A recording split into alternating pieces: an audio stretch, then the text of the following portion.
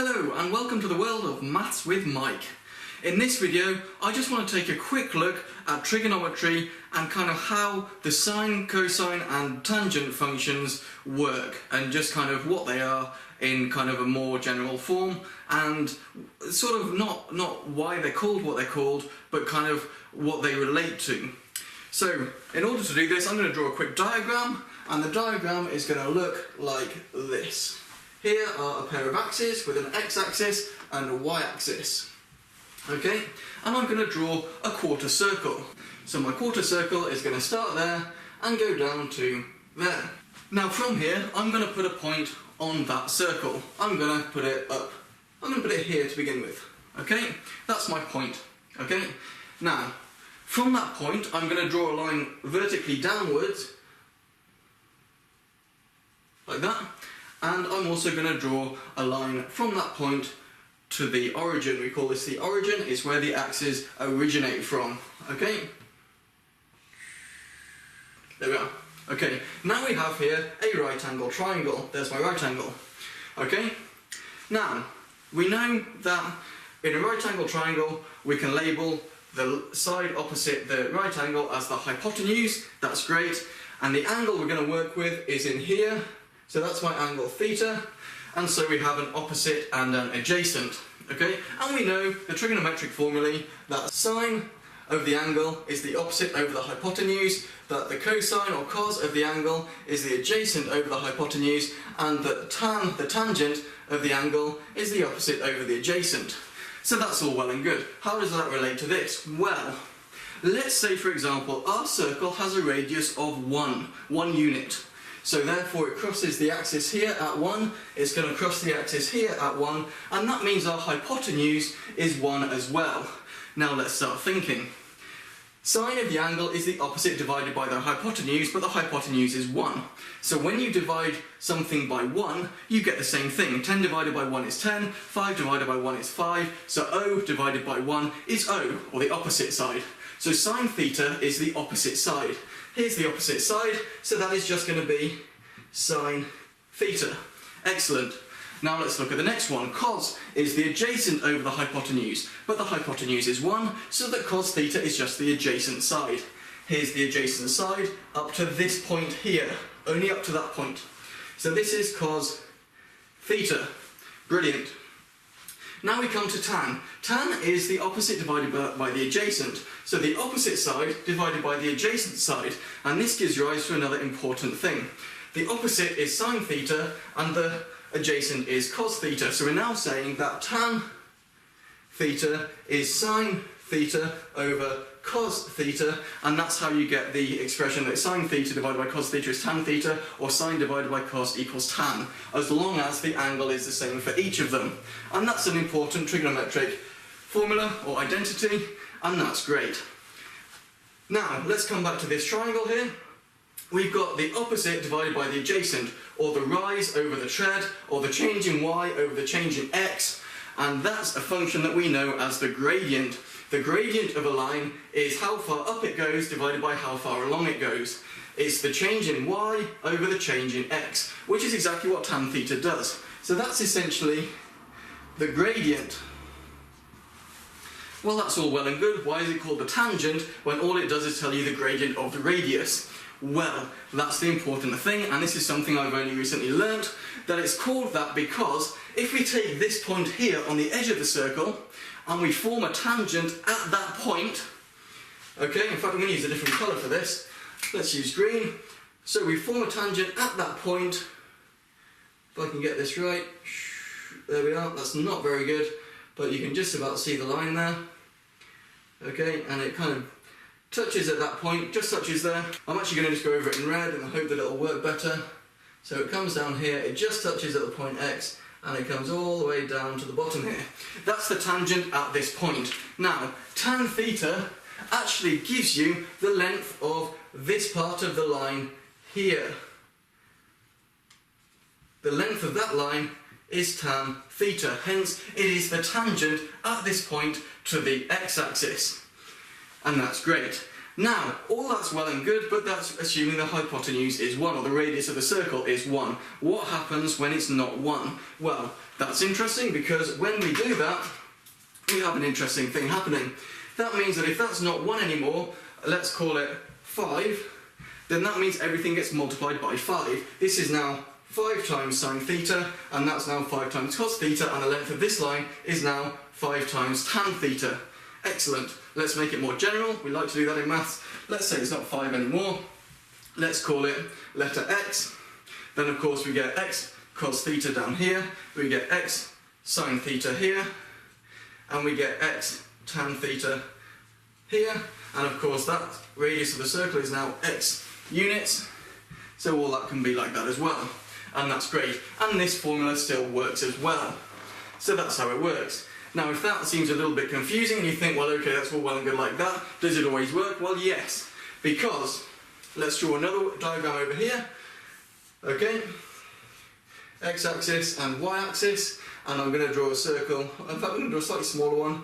It's going to go around like that. Okay, and I'm going to pick a point up here.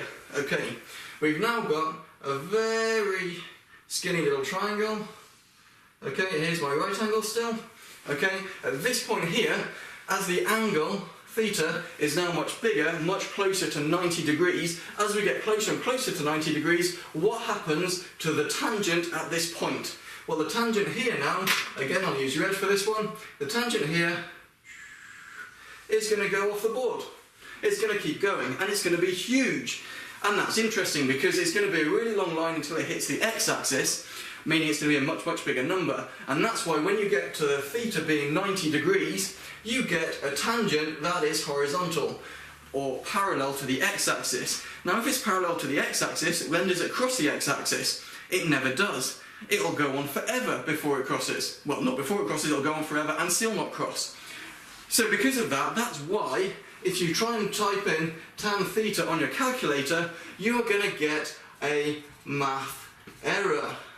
Because it is undefined. It doesn't exist because the lines are parallel and it's giving you the length of that line until it crosses the x-axis, which it doesn't do. So that's why that happens. And that's all well and good. And that's how it relates to a right angle triangle inside a circle, and I thought that was interesting and worth sharing. Now, of course, taking it all a step further, we're going to have a set of axes like this. Okay, there's your y-axis, here's your x-axis, and of course negative x on this way, and I'm going to draw a semicircle up here, oh, it hits there and comes back down there. Brilliant. Right, now we've looked at whether when the point is over here, we're now going to flip over here, and let's put a point up here. Brilliant. Okay, let's draw a right angle triangle down to the x-axis and across to the centre.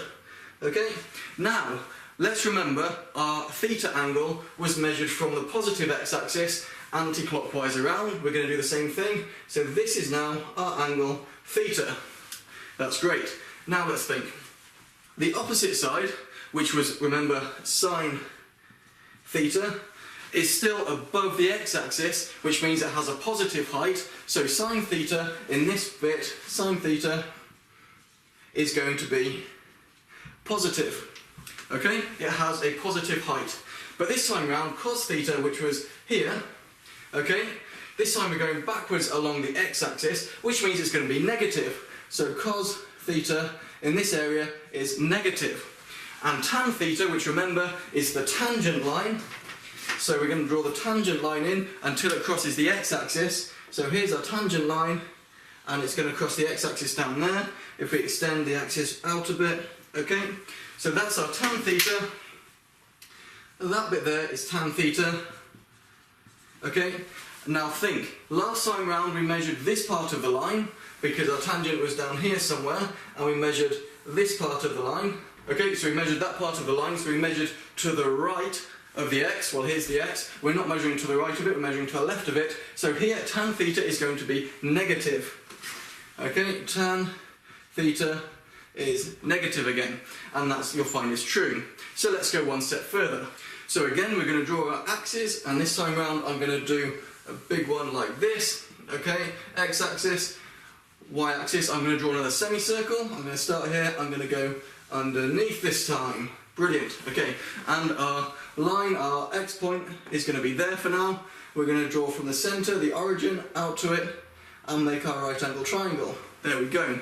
Brilliant. Now remember, we're going to measure theta from the positive x-axis going anti-clockwise round. So now that is our angle theta. Okay, remembering that this is now sine theta, this is cos theta, and tan theta, remember, is from the x, draw a tangent and get it to the line. That is going to be tan theta. Okay, now think, here this sine theta is below the x-axis, it's going down, it's not a positive height, it's a negative height, so therefore sine theta is negative on this one. We look at cos theta is still on the negative x-axis, so cos theta is still negative, and tan theta, okay, to look at tan theta, we're at the x, we're measuring to the right of the x, and that gets us a positive answer. Okay, flip over to this side, let's put an x down here somewhere. Okay, draw a triangle. I'm going to use blue for this now, so we don't get confused with the black that's already up there. That's a really dodgy line, but you get the idea. Okay, there is our right angle triangle. Okay, this is sine theta, this is cos theta, and we're going to do from the x, draw a tangent to there. That is our tan theta. Brilliant. But I'm going to keep using red. So we're going to measure from the positive x-axis all the way around to the blue line. That is now our theta. It's a now big one, it's more than 270 degrees. Okay, and so in this situation we're going to look at sine theta, cos theta and tan theta. Okay, we're going to look at each one in turn. Sine theta is below the x-axis, so therefore it is negative. Cos theta is now along the positive x direction, so that becomes positive now. And tan theta, well, if we look at it from the origin, we are actually going to the left of the x to get to the x-axis, therefore that must be negative. Okay, now we're going to take all that sort of stuff, we're going to combine it, we're going to make it easy. So this time round I'm going to draw a little diagram and I'm going to do all of them. So here's our little diagram, okay, there's our x, there's our y, and we've got 4 quadrants, okay, and it goes like this: A, S, T with a C, either called acts or cast, depending on which way round you go. And what it means is this: in this quadrant, all of them, sine, cos and tan, are positive. In this quadrant, only sine is positive, in this quadrant, only tan is positive, and in this quadrant, only cos is positive. Okay, so if we've got a point here, or an angle of more than 270 degrees, then only cos of that angle is going to be positive. So if we look at that in a more mathematical way, I'm going to draw a quick table.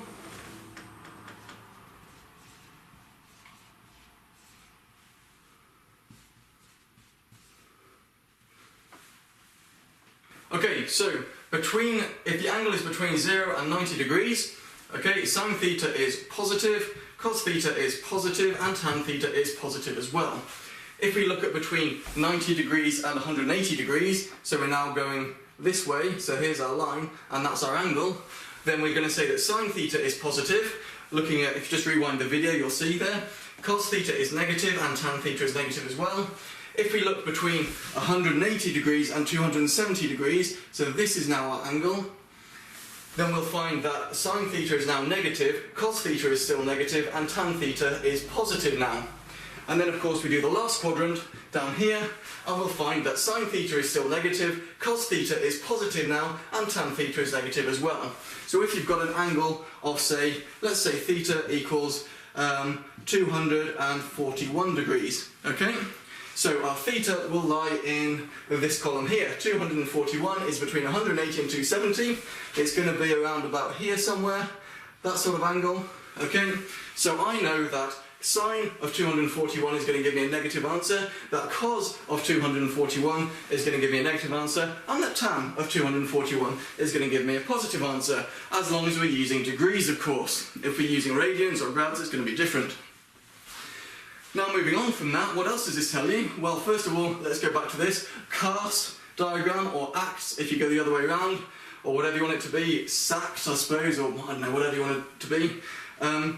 It tells you that in the first quadrant, this one, all of them are positive, and we can see they're all positive. In the next quadrant, only sine is positive, which is this one. In the third quadrant, only tan is positive, and in the fourth quadrant, only cos is positive.